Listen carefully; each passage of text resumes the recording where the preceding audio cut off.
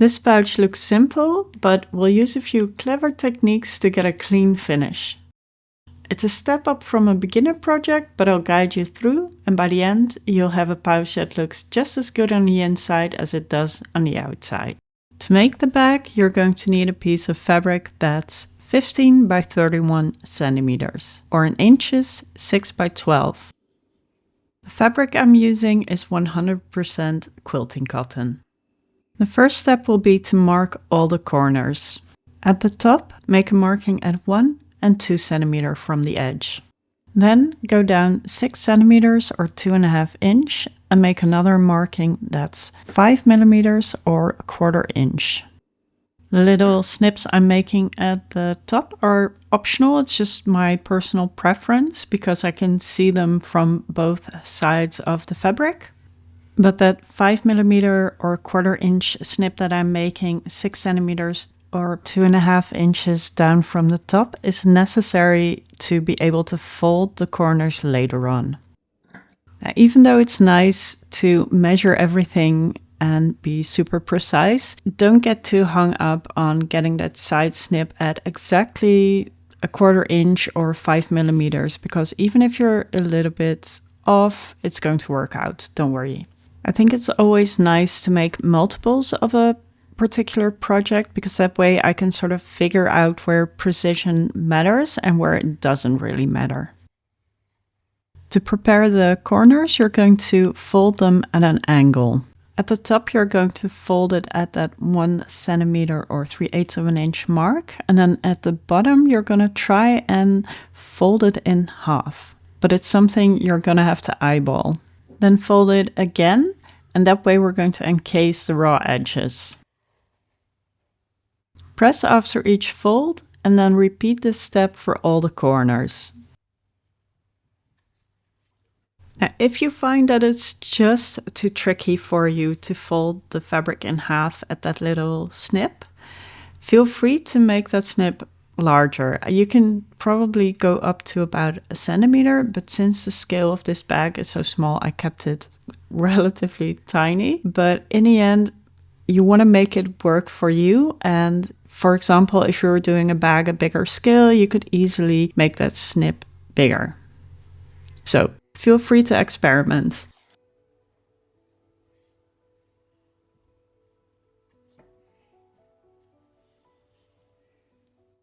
I wanted to show where the fold lines would go, but who knew? Using a heat disappearing pen on a warm ironing board, it didn't work.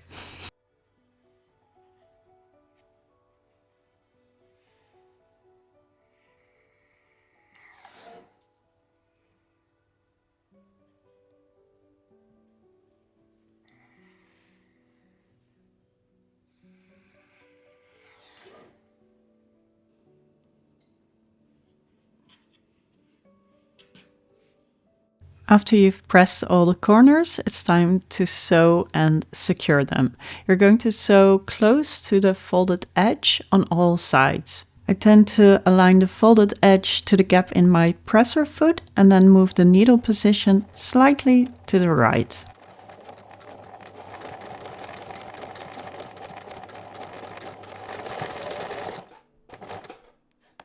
And you can start sewing either at the narrow end or the wider part. I guess it just depends on how you feed it through the sewing machine. I don't think one is much easier than the other, but maybe it's different for you.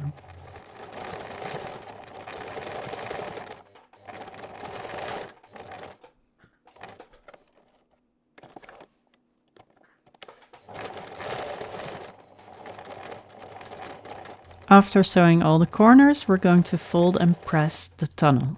The first fold is going to be 1 centimeter or 3/8 of an inch. And this is a step where it pays to be precise.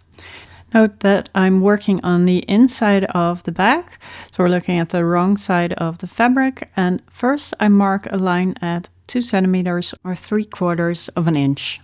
Then I fold the raw edge of the tunnel towards that line, give it a press, and mark a line 3 centimeters or about 1¼ inch away from that folded edge.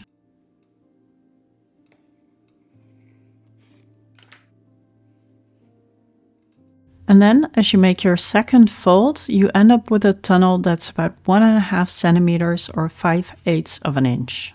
And then repeat this step on the other side.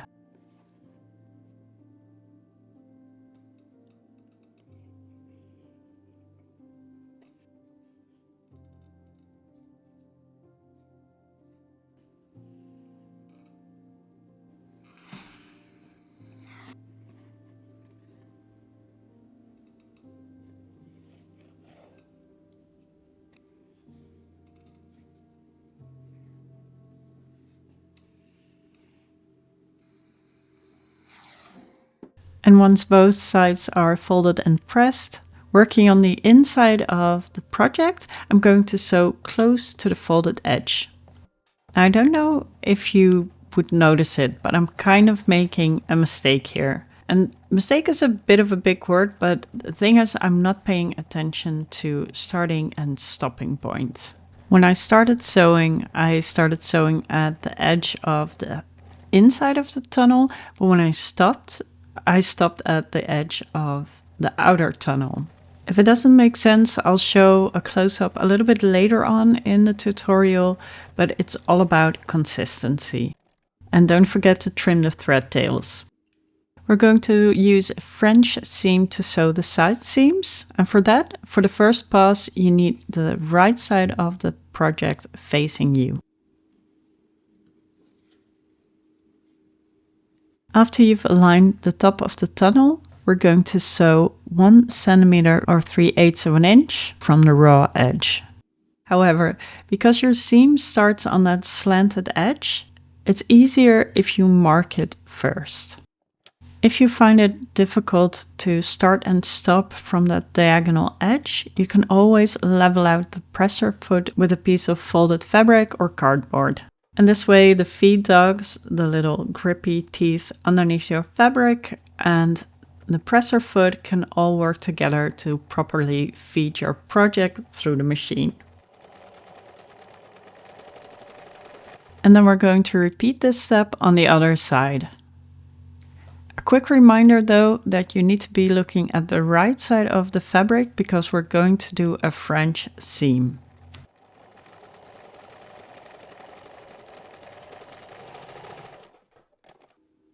Now to finish off the French seam, we're going to do a second pass, but before we do that, we're going to trim off the thread tails and cut the seam allowance in half.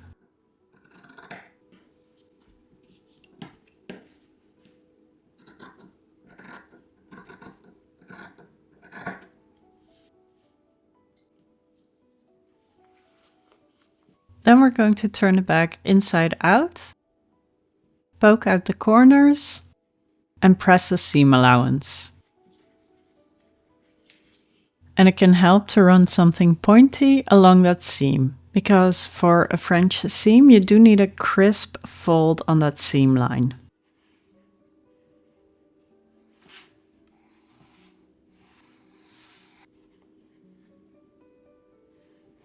It also helps to roll the fabric between your fingers, but because there's a little bit of an awkward spot with a lot of bulk at the top there, it helps to use my bamboo turner to run it along that seam. I've also used a metal ruler to do this. You only want to make sure that there's no pencil or something on the side of your ruler, because otherwise you will just wipe that on your fabric. We're ready to sew the second line of stitches. But because of that weird angle at the top, it's a good idea to mark your stitch line. And we're mostly going to sew at 1 centimeter or 3/8 of an inch from the edge. But you're going to start sewing at the edge of the project, just below the bottom of the tunnel. I think it's fine to eyeball this, especially if you're going to do a couple, but if you want to be more precise, mark the seam allowance at 1 centimeter or 3/8 of an inch and stop just 1.5 centimeters or 5/8 of an inch below the tunnel and angle towards the edge.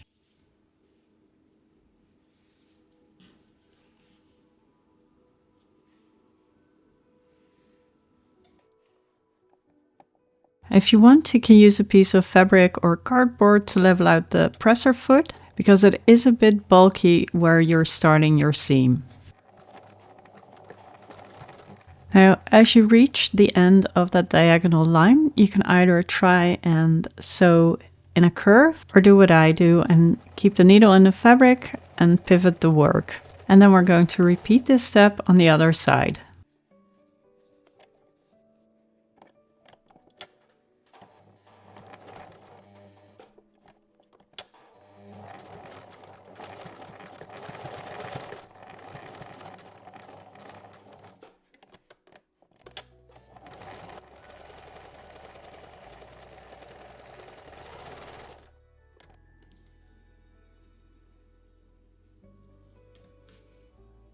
Remove the thread tails, turn your work right side out, give it a final press, and you're ready to insert the cord.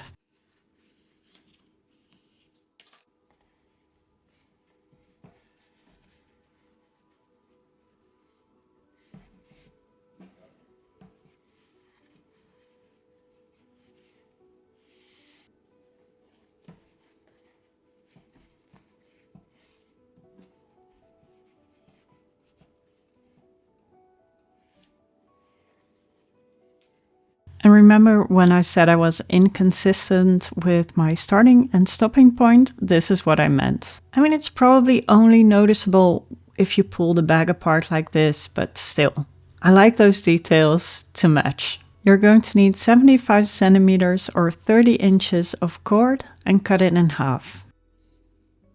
To insert the rope, I'm using a loop turner from Prim, but you can just as easily use a safety pin or a bodkin. And a bodkin sort of resembles a big needle, but with a very blunt tip, and it's often a lot thicker.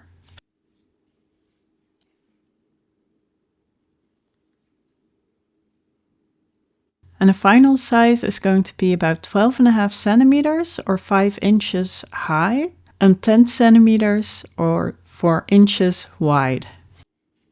If you enjoyed this tutorial and want to make more drawstring bags, I have the perfect playlist for you, which I'll put on screen.